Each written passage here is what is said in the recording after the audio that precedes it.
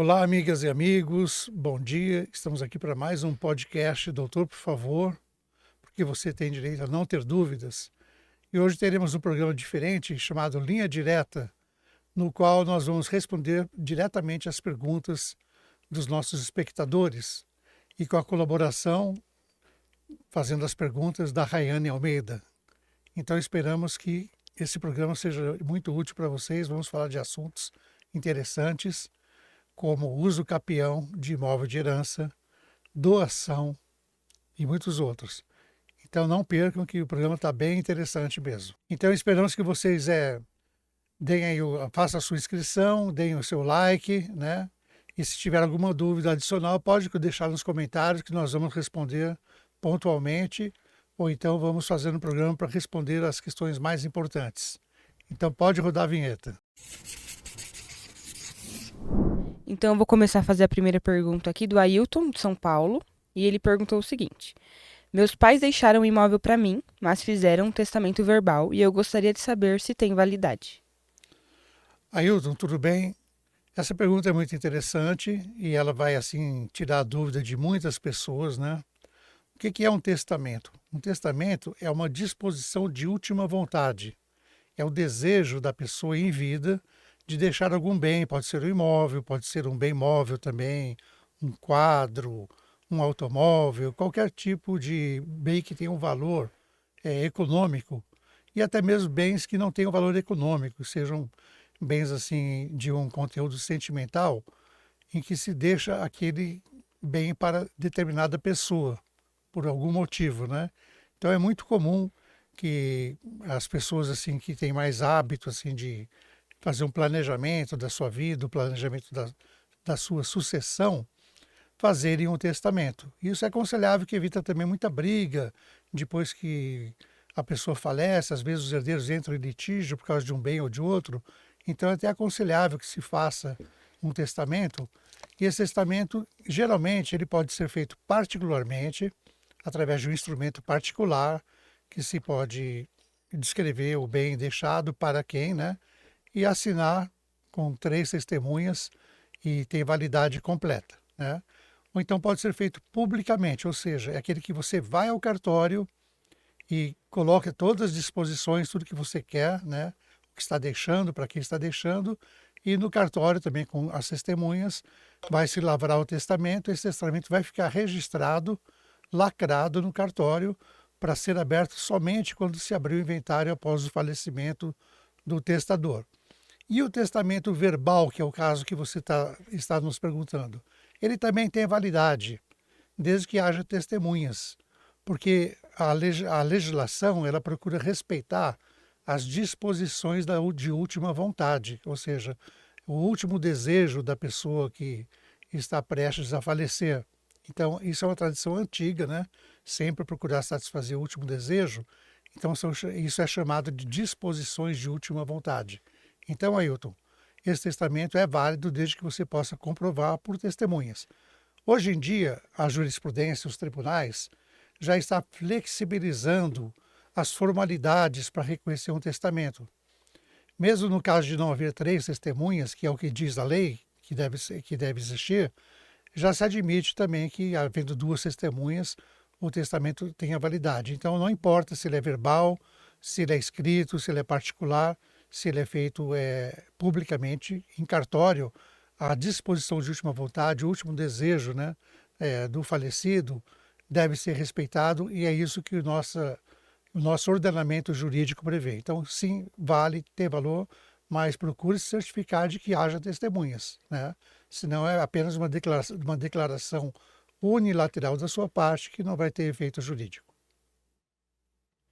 Ótima resposta.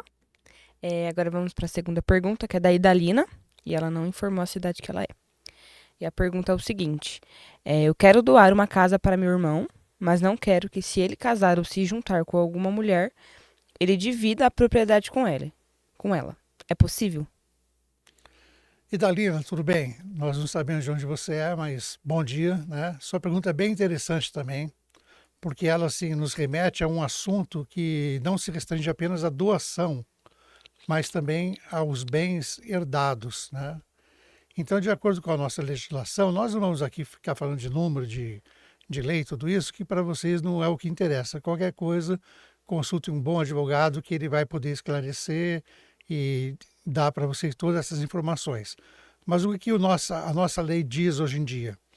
Que os bens deixados em herança e em doação, esses atos de deixar uma herança e deixar através de testamento, né, e também uma doação, são atos personalíssimos, ou seja, se busca contemplar certa pessoa. Agora, na herança já é diferente. A herança, não houve uma vontade prévia da pessoa que faleceu de deixar um bem para alguém. Então, existem o quê? Os herdeiros necessários, que são aqueles que são obrigatoriamente herdeiros de um imóvel, né, ou de um bem qualquer, e herdeiros não necessários, que eles seguem na lista. Então, os necessários geralmente são esposa, filhos. Se a pessoa não for casada, não tiver filhos, nem esposa, são os pais e assim por diante, né? Se vai até várias linhas sucessórias, chegando a primos, sobrinhos, tios, né? Então, nesse caso aí da sua pergunta, né? Você quer saber, eu vou dar doação para um irmão, mas eu não quero que, se ele se casar ou se juntar com alguém, né, em união estável, essa pessoa tenha direito de propriedade. Então, o que diz a lei? Esses bens de herança e de doação não se comunicam. O que significa não se comunicam?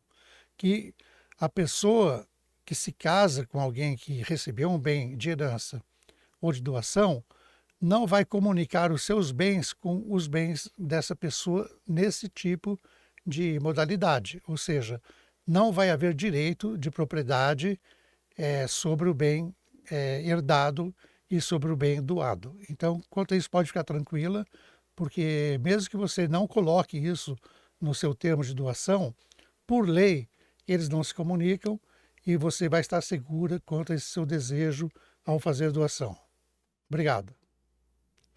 Legal, agora eu tenho uma pergunta do Renato, ele é de Curitiba, e a pergunta é o seguinte: somos em 4 irmãos e um deles mora em uma casa deixada pelos nossos pais falecidos. Nós nos desentendemos e ele ameaçou dar usucapião. O que devemos fazer? Esse é um problema muito sério, que a lei diz que quando uma pessoa falece, alguém da família que seja herdeiro e assim por diante, deve entrar com o inventário na justiça num prazo de 2 a 3 meses, dependendo do estado, né? E se não entrar com o inventário nesses 2 a 3 meses, vai haver uma multa e etc. Ocorre que muitas vezes as pessoas, por falta de informação, elas não fazem o inventário e deixam ali o imóvel, né, sem o inventário, os bens sem inventário. E é muito comum também que uma das pessoas da família, às vezes, já esteja morando naquele imóvel, passe a ocupar aquele imóvel, porque tem uma condição financeira pior e assim por diante. Isso com o consentimento dos outros herdeiros, né, que estão, assim, na sua boa-fé, deixando aquele outro herdeiro ocupar o imóvel. No entanto, o usucapião é um instituto de prescrição do direito de propriedade. Então, mesmo o herdeiro que ocupa um imóvel, né, que não foi submetido a inventário, que permaneça ali por um determinado prazo, que pode ser de 5, 10 ou 15 anos, dependendo do tipo de imóvel e da sua metragem, se é urbano ou se é rural, esse herdeiro, se ele começar a entender que aquele imóvel é seu, lhe pertence, isso chama-se animus domini, em latim, né? Que é o direito, é o desejo de ser o dono. Faz obras, faz benfeitorias, né? Ele paga os impostos, se for um apartamento ele paga condomínio. Então ele está atuando naquele imóvel como se fosse o dono. Então ele tem sim o direito, decorrido o prazo legal, conforme o tipo, né? De requerer usucapião, porque aquele imóvel deveria legalmente ter sido já incluído no inventário. E não foi. Então já existe um descumprimento legal que faz com que aquele imóvel ele entre no rol, vamos dizer assim, na geleia geral dos imóveis, né? Então a proteção que haveria se tivesse um inventário, ela deixa de existir. Qual é um dos requisitos para o usucapião? É que além do ânimo de ser o dono, de fazer todas essas benfeitorias, pagar as contas relativas ao imóvel, também não haja nenhum tipo de oposição judicial durante aquele prazo para se adquirir o imóvel por uso capião. E o inventário, o arrolamento de um imóvel no inventário, feito corretamente, já é um tipo de oposição judicial. Mas se não houve, por negligência dos herdeiros, então se perde essa proteção. Então, o que se deve fazer para evitar isso? Se os irmãos, os demais herdeiros, sejam irmãos, parentes, sejam quem for, desejarem que essa pessoa possa ficar no imóvel, né, durante um certo tempo, faça um contrato de locação ou faça um contrato de comodato, né, que a comodato é a cessão de um bem imóvel gratuitamente, imóvel ou móvel também. A pessoa pode usar aquele bem gratuitamente. E pode ser até mesmo um comodato modal. O que é comodato modal? É um comodato em que você vai ceder gratuitamente um bem para a pessoa, mas vai exigir certas coisas dela, não é uma remuneração, senão seria aluguel ou arrendamento. Você pode exigir, olha, que ela pelo menos mantenha o imóvel pintado a cada 3 anos e faça assim as benfeitorias, alguns tipos de benfeitorias, não deixe o imóvel ficar assim, entrar em decomposição, vamos dizer assim, né? Ele se estragar. Então se pode fazer isso também. Com esse tipo de contrato, aquele animus domini já deixa de existir, não é mais presumido. Porque a pessoa estaria ali com ânimo de quê? De ser um comodatário, de ser um inquilino. Então, essa é a medida preventiva. Agora, se a pessoa que está ali no imóvel, ocupando, ela teria o dever, né, de ser o inventariante, por exemplo, a esposa, no caso, a esposa um herdeiro mais velho, ela teria o dever de fazer isso, né, porque é o herdeiro mais velho na linha, então já tem uma certa atenuação. Alguns juízes entendem que não, que ela não poderia, porque ela teria o dever de abrir o inventário e dar seguimento ao inventário. Então tem algumas discrepâncias na jurisprudência, nem sempre os juízes concordam, mas em tese sim, é possível dar usucapião no imóvel de inventário, né, por um herdeiro, porém, se você quer evitar isso, faça algum tipo de contrato, tá? Aí você realmente afasta aquele tipo de pretensão do ocupante do imóvel de usucapião. Temos uma pergunta aqui da Ana Paula, ela não falou de onde é. A pergunta é o seguinte: gostaria de saber se os filhos podem determinar que um bem seja vendido mesmo sem a concordância dos pais ainda vivos, ou mesmo determinar as regras de uso desse bem, estipulando períodos de uso para cada filho e deixando de lado o direito de uso dos pais. Os pais possuem 92 e 80 anos, porém são bastante lúcidos e não concordam com a venda do imóvel e possuem o desejo de ainda usufruir do mesmo. É uma pergunta muito interessante, Ana Paula, né? É muito interessante a sua pergunta, né? Porque são pessoas idosas, 92 e 80 anos, mas como está dito aí na pergunta, são plenamente lúcidos, né? Então, o direito de propriedade, ele se faz através de 3 funções, né? É o direito de usar, né? Você residir no imóvel, por exemplo, né? De usufruir, que é obter os frutos daquele imóvel através de um aluguel, né? Você pode alugar e receber o dinheiro. E também o direito de dispor, ou seja, fazer com aquele imóvel aquilo que você deseja. Você pode dar em doação, dentro do limite de 50% do seu patrimônio. Você pode dar em comodato, deixar uma pessoa morar no imóvel gratuitamente, como falamos na pergunta anterior, né? Então você tem direito de abusar. Isso aí em latim chama-se ius utendi, fruendi e abutendi, ou seja, o direito de abusar. Você faz o que quiser, você usa e abusa, né? Esse usa e abusa vem desse tipo de direito de propriedade. Você pode usar e abusar do imóvel e ainda obter os frutos. Então, se os pais eles são lúcidos, a idade não é um impeditivo para que eles exerçam todos esses 3 direitos sobre a propriedade. Antigamente ainda tinha esse preconceito que uma pessoa de mais de 70 anos, ela podia não saber gerenciar muito bem seu patrimônio, mas nós temos casos de pessoas que após os 70 anos começaram a ficar ricas e prosperar, como Roberto Marinho, por exemplo, e pessoas que estão muito lúcidas ainda, como o Silvio Santos, né? Que elas têm plena capacidade mental. Então, hoje, já se afasta totalmente isso. As leis de proteção ao idoso vieram para remover completamente esse tipo de preconceito do nosso ambiente jurídico. Então, o idoso tem sim o direito de usar, desfrutar e dispor do seu imóvel. Então, os filhos não podem fazer nenhum tipo de restrição a esses três direitos, exceto se, num caso particular, a pessoa idosa, ela já estiver alienada mentalmente, não tiver condições de gerir os seus negócios, for pródiga, aquela pessoa que gasta demais, arriscando a própria subsistência, mas isso só é possível após uma ação de interdição.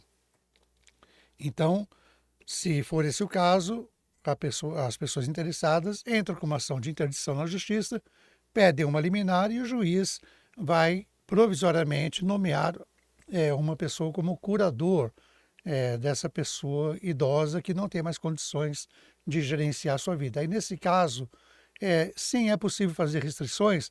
No entanto, o Ministério Público ele sempre vai participar de ações que envolvam direito de crianças, né, de adolescentes e também de idosos.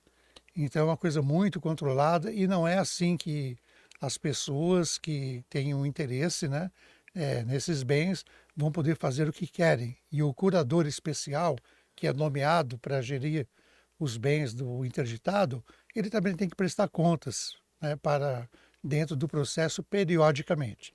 Então, se os pais aí estão bem de saúde, estão bem assim no uso da sua razão, eles podem fazer o que quiserem e ninguém pode se meter na vida deles. Deixa eles serem felizes. Eu tenho outra pergunta aqui do Alan. Ele pergunta assim: eu sou empreendedor, mas meu CNPJ está sujo. Estou passando o comércio para meu irmão. Posso ser registrado em outro serviço mesmo sabendo que a empresa está devendo o Simples e algumas outras coisas? Sim, não tem impedimento, porque o direito de trabalhar é um direito de sobrevivência, né? Se você teve uma empresa, ela ficou devendo, ela ficou com o nome sujo, você tem o direito. Existem algumas empresas que, ao fazer um cadastro, né, uma entrevista, querem saber da vida pregressa, né, do candidato ao emprego. E também é um direito da empresa de selecionar quem ela quer ter nos seus quadros. Mas isso também tem que ser colocado de uma forma muito consciente e também se verificar o histórico. Nem sempre uma pessoa fica com o nome sujo porque ela agiu de má fé, porque ela é um caloteiro, né? Às vezes ela passou por uma crise, temos diversas crises da nossa economia que fazem as pessoas às vezes se tornarem inadimplentes. E a própria lei hoje em dia, ela prevê isso de tal forma que ela criou o Instituto, por exemplo, da recuperação judicial. Antigamente, quando uma empresa estava com muitas dívidas e dívidas a partir de um certo valor, um dos credores já podia pedir a falência diretamente da empresa e se abria logo um processo de falência. Hoje não. Hoje já se permite que, num prazo de 2 anos, se a empresa solicite um processo de recuperação judicial para que nesses 2 anos ela possa cumprir todos os seus compromissos e assim por diante. Por quê? Porque os legisladores entendem que as empresas passam por dificuldade. E passando por dificuldade, é claro que os seus sócios também vão ter dificuldades, vão às vezes ficar com o nome sujo e etc. Então, ter o nome sujo, ter assim dívidas em uma empresa, não impede ninguém de conseguir trabalho. E também não impede, a não ser que haja uma falência decretada e na sentença de falência se tem indicado algum tipo de fraude, e o juiz pode assim determinar que a pessoa fique por um tempo sem constituir uma outra empresa, mas não havendo isso, ela até pode ter uma outra empresa. É claro que vai ter dificuldade que na hora do cadastro, os bancos, as financeiras, que às vezes as empresas precisam disso, vão fazer cruzamento de informação. Mas, em tese, sim, pode trabalhar com registro em CLT e não há nada contra isso. Tem a pergunta da Rosa aqui também, ela não falou de onde é, e a pergunta é o seguinte: meu marido realizou empréstimos pessoais em agências bancárias e ficou desempregado deixando de pagar. Ele não possui bens. Somos casados em comunhão parcial de bens e tem uma casa que já possuía por herança. Porém, a escritura foi lavrada após meu casamento. O banco pode tomar a casa como pagamento da dívida? Márcia, nesse caso aí, é Márcia, né? Rosa. Rosa, desculpe. Rosa, nesse caso aí, se aplica o mesmo que nós respondemos em outra pergunta. Os bens deixados em herança, eles são incomunicáveis, não se comunicam é, com o esposo, com a esposa, com o companheiro, com a companheira, tá? Então esse bem é do herdeiro. Então como que você recebe um bem em uma herança dentro de um processo? Através da chamada sentença de partilha. É feito o inventário, então arrolamento. O arrolamento sumário é aquele inventário em que todo mundo está de acordo, está um paraíso, já se leva lá para o juiz como é que vai ser, e é tudo bem tranquilo, bem fácil, e tem até a vantagem de pagar o imposto só depois, não precisa pagar o imposto de transmissão, causa morte de doação, logo no começo do processo. Então é muito melhor fazer esse inventário em comum acordo, né? Então, tanto no arrolamento quanto no inventário, no final, existe a chamada sentença da partilha, que é onde o juiz ele vai homologar o plano de partilha que diz, ó, tal pessoa vai dar isso, tal pessoa vai dar aquilo, e X% para esse, X% para aquele. De acordo com as leis ou até mesmo com disposições, pode ter havido testamento que indicou alguma coisa e assim por diante. Então, essa sentença da partilha, ela já confere o direito aos herdeiros de irem ao registro de imóveis e averbarem nessa sentença e já passarem a propriedade para o nome de todos, se quiserem manter em condomínio, condomínio quer dizer o domínio, a propriedade em comum, né? Ou então eles já podem promover até uma ação de dissolução de condomínio, ou então fazer uma dissolução amigável e ratear o produto da venda do bem entre todos. Mas nesse caso, é claro, se pressupõe que houve a sentença da partilha, você já recebeu o direito sobre aquele imóvel através de um inventário, porém não foi feita essa averbação na matrícula do imóvel. E ela foi feita apenas depois do seu casamento. Isso não muda nada a relação, não muda nada. O seu direito já é um direito adquirido, um direito que você já adquiriu ali de ter recebido aquele imóvel como herança. Então ele não vai se comunicar. As dívidas feitas pelo seu companheiro, pelo seu esposo, né, que em geral, se for o regime de comunhão total de bens, essas dívidas se comunicam. E no regime de comunhão parcial de bens, essas dívidas pessoais, elas só se comunicam de um para o outro se houver prova de que o outro teve um benefício com aquele empréstimo, com aquele dinheiro que a pessoa obteve, né? Que às vezes a pessoa pode fazer uma dívida ali só para ela, sai só no nome dela, e o cônjuge, o companheiro não tem nenhum benefício, não entrou na união. Pode até ter pegado um empréstimo no banco para bancar um amante, né? Então é injusto que o companheiro ou a companheira tenham que arcar com essa dívida também. Mas no normal, assim, em geral, as dívidas entre os casais, elas se comunicam, mas não no caso de herança, né? Então esse imóvel é bem de herança, ele é incomunicável e você pode ficar tranquila que não tem nenhuma possibilidade jurídica de que esse imóvel seja penhorado num processo judicial para pagar essa dívida do seu esposo. Eu tenho uma pergunta aqui da Angélica, ela também não falou de onde ela é, e a pergunta é o seguinte: temos uma empresa e a minha dúvida é o seguinte: como esposa do sócio administrador e também sócia, tenho direito a receber como sócia e como funcionária? Oi, Angélica, tudo bem? Eu vou dizer uma palavra bem clara e simples: sim. O que é uma sociedade? Uma sociedade é um contrato celebrado, né, entre duas ou mais pessoas para conduzir o empreendimento. Então, essa sociedade é registrada na junta comercial ou em cartório, dependendo do tipo de sociedade, e nos atos constitutivos, ou seja, no estatuto da sociedade, no contrato social, sempre se procura determinar quem vai administrar aquela sociedade. Em geral, numa sociedade limitada, por exemplo, são duas pessoas, se coloca ali que os dois podem administrar. Ou então, se um deles apenas entrou com dinheiro, não quer participar ativamente da vida diária da empresa, mas está ali como um investidor, um capitalista, às vezes ele não quer ser sócio administrador, para ter a perturbação, toda hora tem que assinar um cheque, assinar um contrato. Então ele confia muito no outro sócio e deixa esse sócio como sendo administrador. Mas no seu caso, você não é sócia administradora, você é uma sócia cotista e você trabalha na empresa. Então, o seu trabalho na empresa, dentro de uma função dentro da empresa, é um trabalho que está no âmbito não de uma sócia, mas de uma empregada da empresa, que esse contrato é regido pela CLT, pela Consolidação das Leis do Trabalho. Você teria até que ser registrada nessa função. Vamos supor que você seja secretária, né? Você seja uma datilógrafa, você seja uma vendedora, uma compradora. A sua relação ali com a empresa, uma vez que você não é sócia administradora, é uma relação de emprego. E você tem o direito também de, como sócia, de auferir parte dos lucros dessa empresa no balanço anual.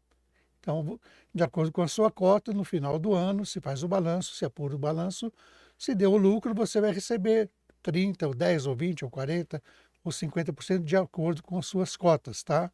Então, uma relação jurídica não se mistura com a outra. Então, você pode ser sócia de milhares de empresas sem ser administradora. Por exemplo, quando você compra ações ordinárias na Bolsa de Valores, você é sócia da empresa. Você tem até direito a voto, né? Mas não quer dizer que se houver algum problema na empresa, você vai ter que responder. Você não administra a empresa. Então, é claro que suas cotas, as suas ações estão sujeitas, né, aos altos e baixos do mercado, mas você não tem responsabilidade gerencial. Então, nesse caso, sim, você deve receber, não é que você pode, você deve receber como empregada, com carteira registrada, tudo certinho, e também tem o direito de receber a participação nos lucros e resultados no final de cada período, de acordo com o estatuto. Tem uma pergunta do José aqui, ele também não falou de onde é.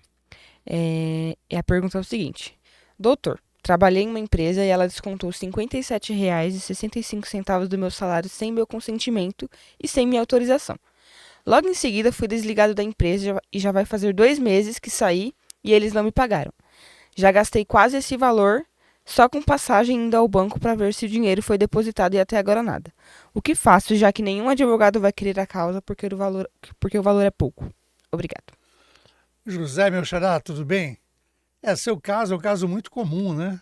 Às vezes essas pequenas infrações, não apenas na relação de trabalho, relação de emprego, mas também nas relações de consumo, elas ficam sepultadas aí por causa do desinteresse em buscar, né, o direito judicialmente, por causa daquela questão do custo-benefício. Às vezes sai mais caro o molho do que a macarronada, né? Mas nesse caso, eu vou dar uma dica para você, José. Você não tem muito conhecimento do direito trabalhista.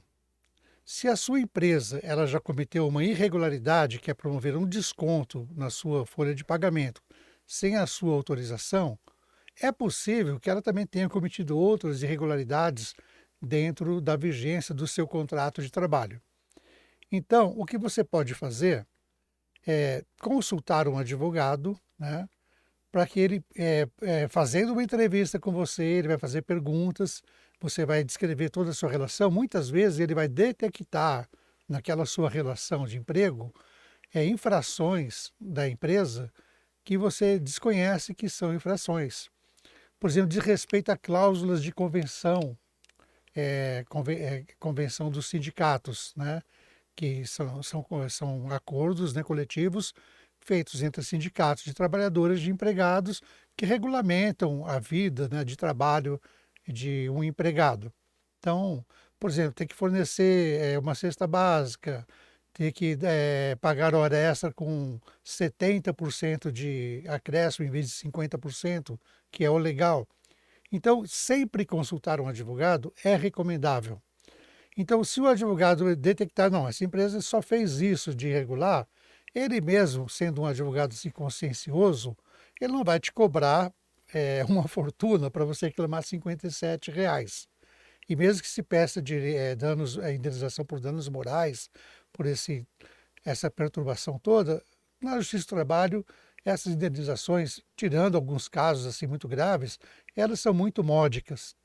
Então, nesse caso, o advogado provavelmente vai orientar você, não, você pode ir ao balcão da vara do trabalho, de uma das varas do trabalho na sua comarca, e você vai falar ali o que aconteceu, o escrevente vai tomar nota e ele vai entrar com uma ação trabalhista em seu nome, né? Ele vai dar entrada nesse processo. Então, existem dois casos assim na nossa legislação em que é possível ir à justiça sem advogado. Um deles, ações trabalhistas. E outro são ações no juizado especial, né, que é o antigo pequenas causas, que não ultrapassem o valor, né, daquilo que se pretende de 20 salários mínimos. Então, até 20 salários mínimos você pode ir diretamente ali na vara do trabalho, ou então procurar a defensoria pública, ou então você ir mesmo ali no fórum, né, no juizado especial, onde há o atendimento, e você vai relatar os fatos e vão abrir esse processo para você. Você não vai ter que pagar verbas para um advogado. Mas sempre é bom consultar o advogado até para receber esse conselho, se vale a pena para você ir diretamente, né, ao fórum e fazer a sua reclamação. Nós, na nossa vida prática, também recebemos, muitas vezes, reclamações sobre não pagamento de pensões de alimentos em que o valor é muito pequenininho. Então, nós recomendamos, procura a Defensoria Pública, ela presta serviço de graça, você não vai ter que pagar advogado. Se pagar um advogado particular, pode ser caro. Às vezes, nós fazemos até alguns processos pro bono, sem cobrar, mas é claro que os advogados têm uma limitação de quantos processos pro bono podem fazer, né? Eles têm que viver também, têm que pagar suas contas. Então, é sempre recomendável você procurar e ter um aconselhamento, tá? Então, os advogados, geralmente, eles têm o hábito também de já direcionar os clientes para essas medidas mais econômicas, quando eles veem que é inviável para o cliente realmente entrar com processo com patrocínio de advogado. Então, acho que isso responde a sua pergunta. Tem a pergunta da Isabela também, ela não identificou onde ela mora. E a pergunta é o seguinte: moro em um condomínio residencial e cuidava de uma vizinha idosa que veio a falecer, não deixando qualquer herdeiro. Tenho a chave do imóvel, que é urbano e possui menos de 250 metros quadrados. Ele está abandonado. É possível Dar uso capião. dar uso capião. Quer falar de novo? Moro em um condomínio residencial e cuidava de uma vizinha idosa que veio a falecer, não deixando qualquer herdeiro. Tenho a chave do imóvel, que é urbano e possui menos de 250 metros quadrados. Ele está abandonado. É possível dar uso capião? Como devo proceder? É Isabela? Isabela, tudo bem? Você cuidou da sua vizinha, né? Ela faleceu, você tem a chave, e o imóvel é urbano, menos de 250 metros quadrados. Então, durante o prazo de 5 anos, se você ocupar o imóvel, né, e fizer benfeitorias, entendendo, eu estou tomando posse desse imóvel com desejo de ser dona desse imóvel, né? Então, você faz as benfeitorias, faz as obras necessárias, você paga o condomínio, paga o IPTU. Sim, depois de 5 anos, se não houver resistência de ninguém, né, não aparecer nenhum herdeiro, ninguém reclamar a herança através de um processo judicial, né, você pode sim dar uso capião nesse imóvel e esse imóvel passará a integrar o seu patrimônio. Então, o imóvel urbano, até 250 metros quadrados, ele requer apenas 5 anos, né, de posse mansa e pacífica, ou seja, ninguém pode ter contestado a sua posse para que você possa entrar com uma ação de uso capião e adquirir a propriedade desse imóvel. Mas você vai ter que praticar atos, né, que demonstrem que você tem o ânimo de ser a dona. E esses atos têm que ser claros e inequívocos, tá? Por exemplo, fazer obras e pagar impostos, tudo isso, como já se disse. Sim, é possível. Então, amigas e amigos, nós tivemos hoje o nosso primeiro Linha Direta, no qual nós respondemos a perguntas diretamente para você, né? E se você ficou com alguma dúvida sobre o que foi respondido, pode deixar aqui nos seus comentários, nós vamos continuar respondendo. E se tiver qualquer pergunta a fazer, pode nos enviar para o nosso e-mail doutorporfavor@gmail.com, que nós vamos responder ou pontualmente ou então juntar algumas perguntas do mesmo assunto para responder aqui no nosso Linha Direta. Então, muito obrigado pela participação. Não se esqueçam de se inscrever no canal se ainda não se inscreveram, deixar o like e ativar o sininho para notificações. Estamos produzindo um programa a cada semana, todas as quintas-feiras, e se você fizer a sua inscrição e deixar o sininho, você vai ser avisado. Muito obrigado e até a próxima.